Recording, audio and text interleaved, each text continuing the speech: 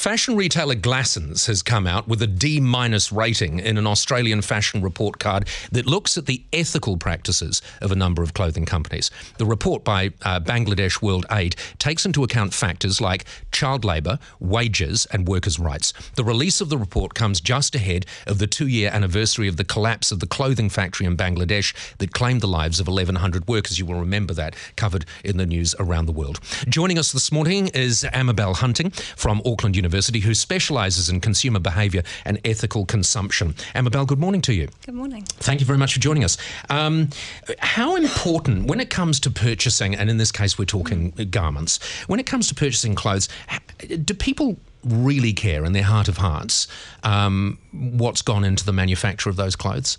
Absolutely. So consumers do care what's happened to workers who have obviously been involved in the manufacturing of clothes. So you talked about the wages that they're earning, etc. So there is, and there's a growing number of consumers. So traditionally we used to say that ethical consumers were a niche group, but we're finding that across the market space, across generations and age groups, consumers are increasingly caring about the treatment of workers. There used to be that feeling, didn't there, that, you know, I do care about this, but God, my life is busy. I just need to get cheap clothes. I just need to buy the things I like. Surely there are other people worrying about this situation.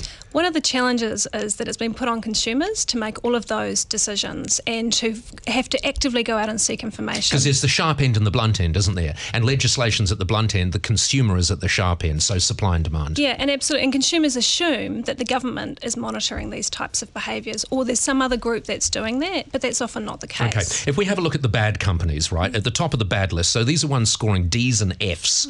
Industry, it's an Australian menswear retailer, some people might know it. Glassons, everyone will know Glassons, right at the punchy bad end. Lowe's, huge menswear and schoolwear retail chain. RM Williams, people might be surprised at that.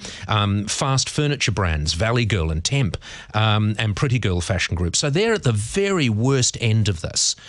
Do you think that already, because people suspect this, their sales are affected? Guaranteed. So I think the problem is often there's going to be no transparency around these types of behaviours, which was one of the reasons this report was done, to actually inform consumers about what's happening and how workers are being treated. So if you buy, say, something from Glassons, if you go into Glassons today, you've been looking in the window, it's just the thing, you've tried it on, you put it on lay-by, you're going to go in today to pay for it. Is that product contributing to slave labour, forced labour, that sort of thing?